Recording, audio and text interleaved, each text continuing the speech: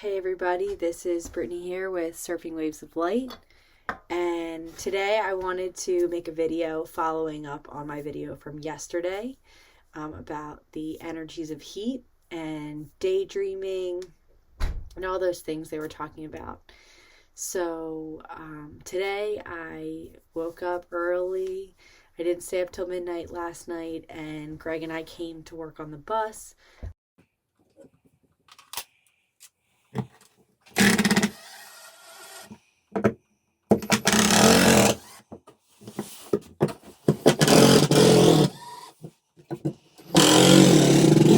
I mostly did support and worked on some of my own projects while Greg did all the measuring, and he's really good at woodworking, and we're working on the floor right now, so it's really exciting. So I kind of just want to do that pattern wall to wall.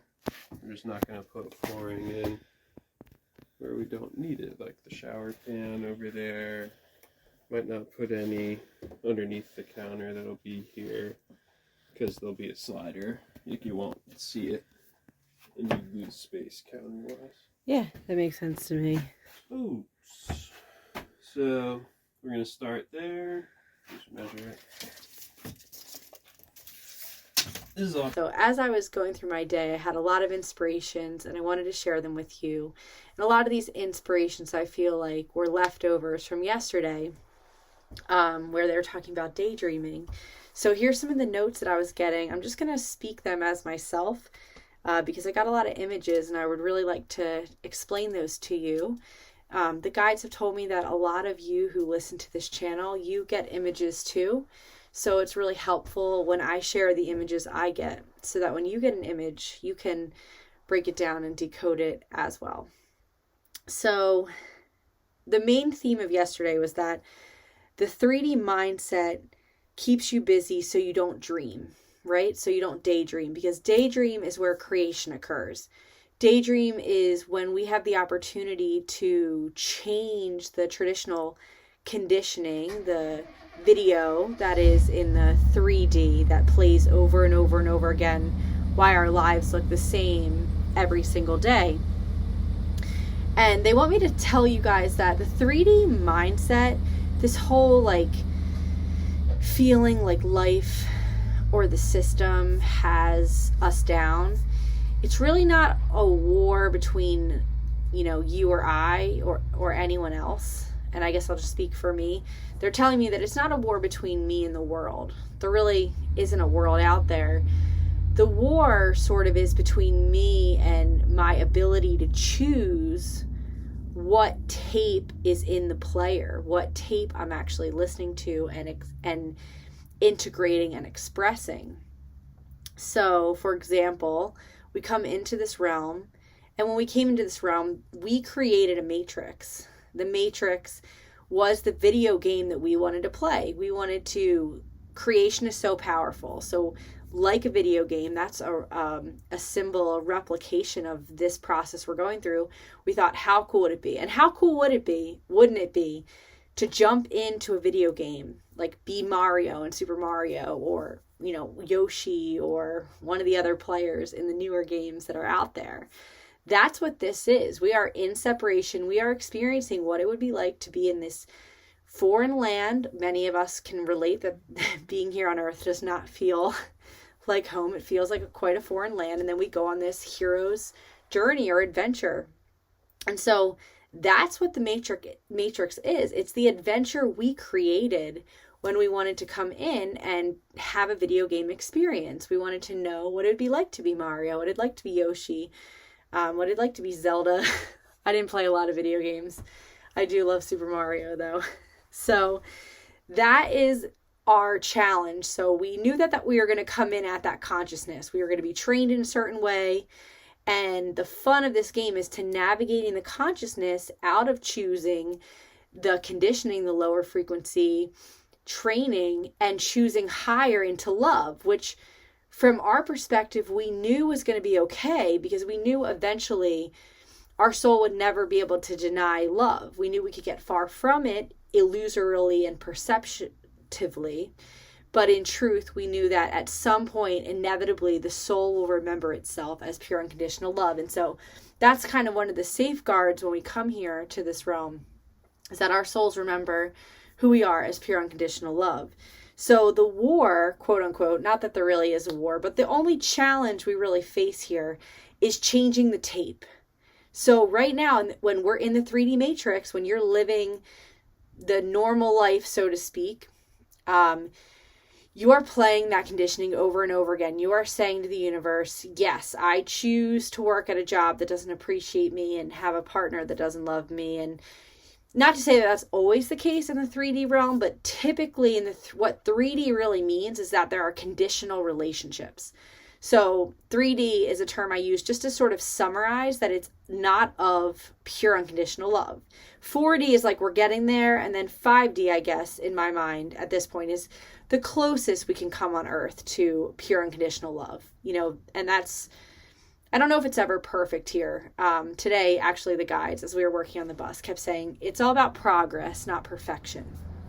And actually, this woman gave me that advice years ago when I was in college, struggling to manage all my tasks. They were like, you just got to get it done. It's progress, not perfection. So anyway, forget how that related exactly, but basically we just have to choose differently. We have to know, one, that anything is possible here.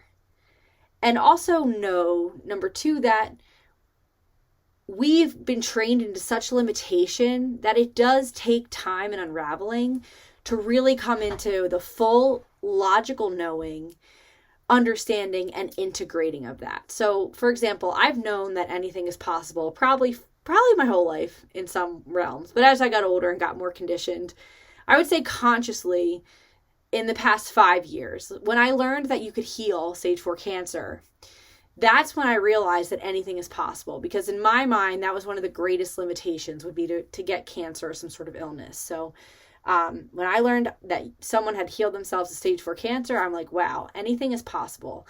And that's even a limiting thought in some ways, because it's so much more than healing sickness. It's literally like we can create any life we want here.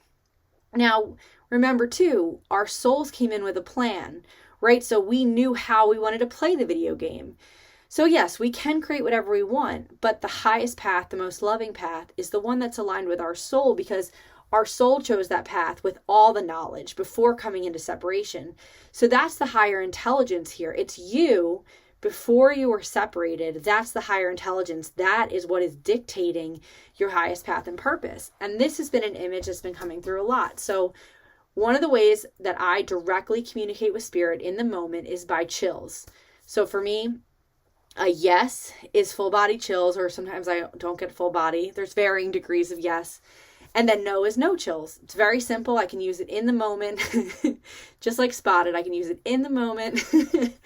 Works in 5 seconds, as long as I'm grounded and centered. It's hard to get feedback when you're not grounded and centered. And so to me, what that looks like, I want to give you guys this image. They're asking me to give you this image, is that, so grounded and centered is when you're fully in your feeling body. That's cool. I like that.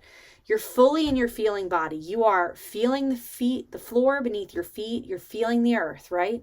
You're feeling the energies from the heaven. Now, I'm not saying every time I am in a conversation, I do this consciously, but when you practice grounding and centering, you can do it faster. At first, it may take more time, but you're present. That's what grounded and centered is.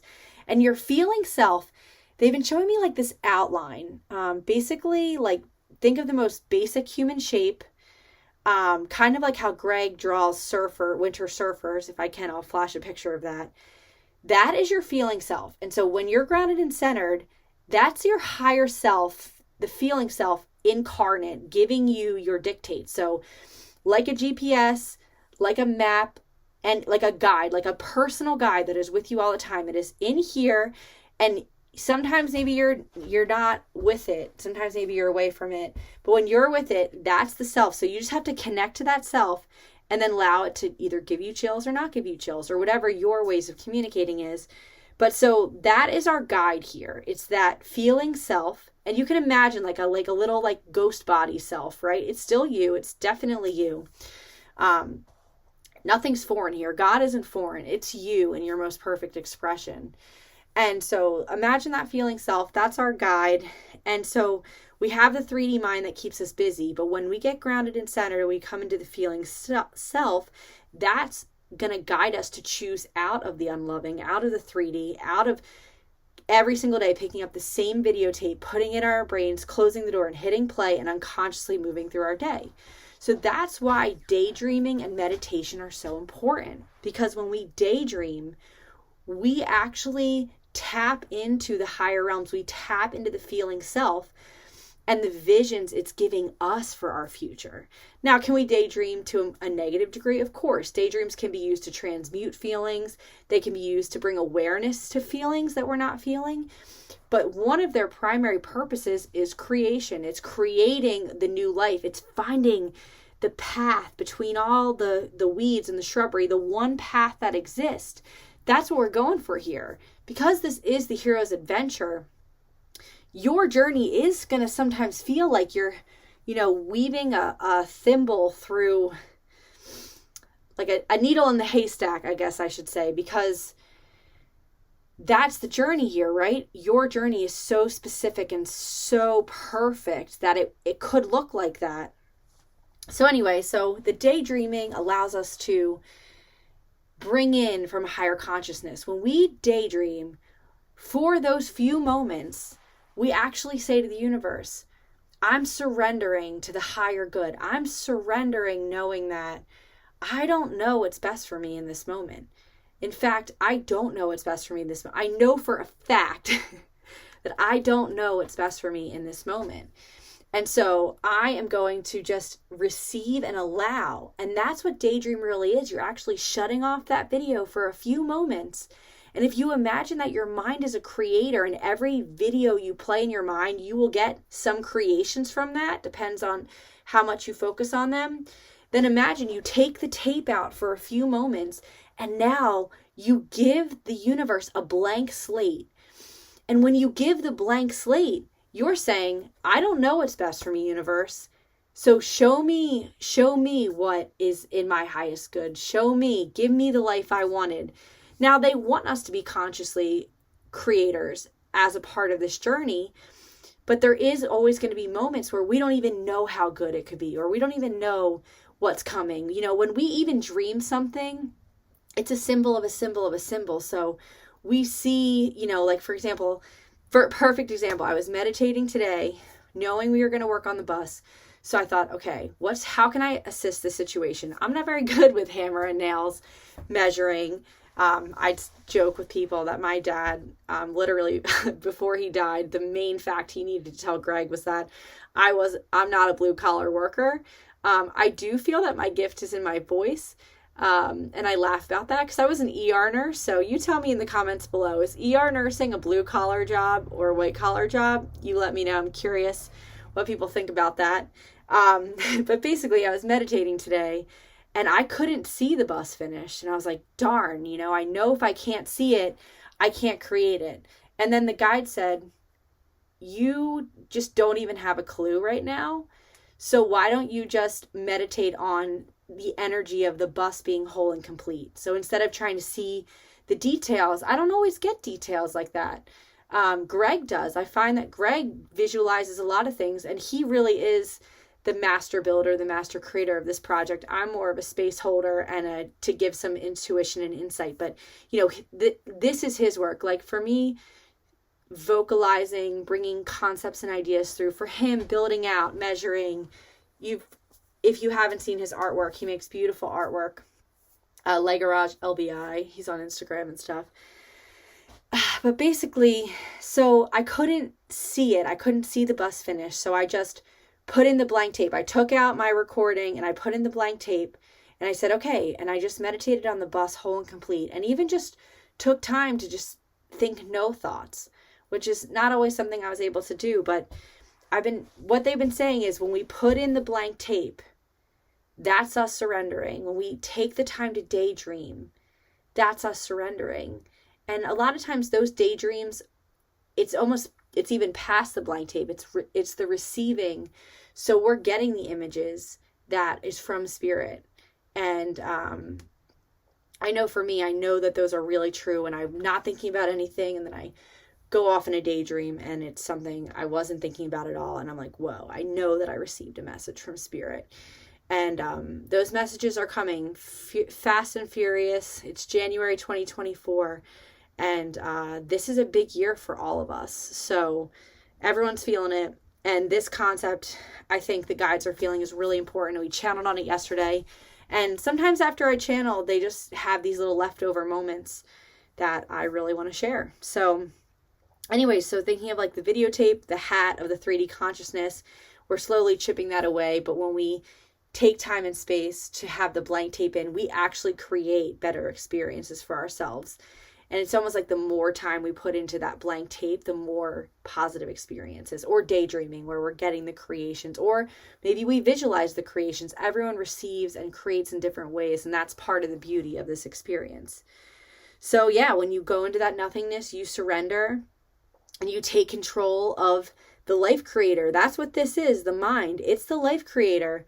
What you bring in is what you're going to get out. I even notice sometimes when I go home, I'll watch shows with my mom that I don't typically watch. She's watching a show called Yellowstone, and there are it's a drama show.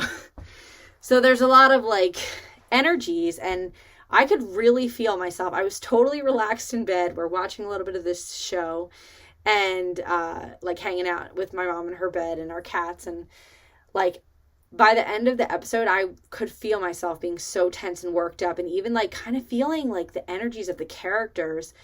I could just feel them within me. And yeah, I just really have noticed that whatever you watch, you tend to recreate. Whatever dramas, if you're watching, at least for me, I've noticed that. And I do think when we're watching TVs, we're actually in a daydreaming state, and we're kind of like being hypnotized, and we don't even realize it, and we relate to the characters. So I'm really careful about the content I take in. Not that I'm like strict, but I mean, I don't watch any like horror, scary, bloody murder. I don't watch accidents, like nothing like that. I just try to like watch people who inspire me, or things, even if it's something that doesn't seem high vibe. If I'm inspired to watch it, I'll also follow that dictate, because there are lessons that can be learned from everything. So I never put hard and fast boxes or rules around anything, because I never know where guidance is going to take me. And sometimes guidance takes us down roads where we get upset, we get triggered, we feel emotions, but then once we bring those emotions to the surface, we clear them. And in that way, it's a gift. So we just never know why we're doing something. And it's why it's so important not to judge anything. And when we're not judging, it's a lot easier to get into daydream mode. So that is what I wanted to say. To clean up the channeling from yesterday and really tie off some loose ends of some other ideas and concepts that we didn't quite get to touch. The energies of heat, really interesting. I've thought I'd never channeled them before, but if you look in my history, there's another video. It's a musical video with, I think it's about Kurt Cobain, and it was the energies of heat. And I'm going to go back and listen to that one too, because it's just really... It always is interesting to me when a new energy comes through, because I wasn't expecting that. I was absolutely expecting the Arcturians. And in that moment, I was like so hot and almost nauseous that I could not override and be like, this is the Arcturians. I literally was like, I have to say heat. And I think sometimes I like to just filter everything through the Arcturians. I really resonate with their voice, the way they bring concepts through and speak. But yesterday they were asking me, they were challenging me to channel differently, and you may have noticed that I was a little slower, or I may have like hesitated.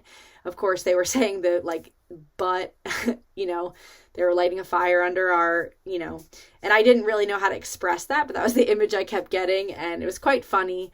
The guides are funny, they're not judgmental. They're very funny. So if you're looking for your guides, find the humor, find the joy, find the best interpretation, and that's where they'll be. Gonna happen, I swear. We didn't sand it. We'll just sand it all at once later. It's fine. It's gonna be really dusty in here at one point. Oh. What's this? It's always dusty in here. Once we're done construction, I'll de-dust. Exactly. Is it going to be harder to sand? Flash to it being